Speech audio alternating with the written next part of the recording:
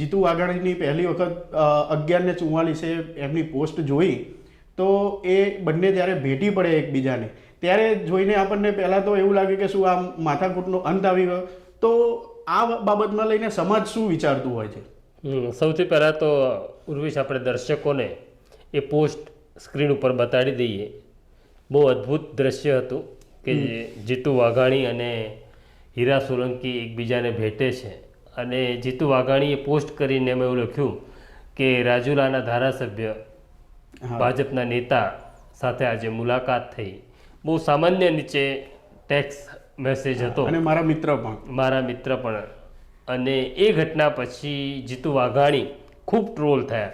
લોકોએ ટીકાઓ કરવાની શરૂઆત કરી. ખાસ કરી મને લાગે છે કે ટીકા કરનારા જે લોકો હશે, ટીકાકારો કોમેન્ટ બોક્સમાં, એ કોળી સમાજના યુવાનો અથવા આગેવાનો હશે. એ આખી ઘટનાથી ખૂબ નારાજ થયા હતા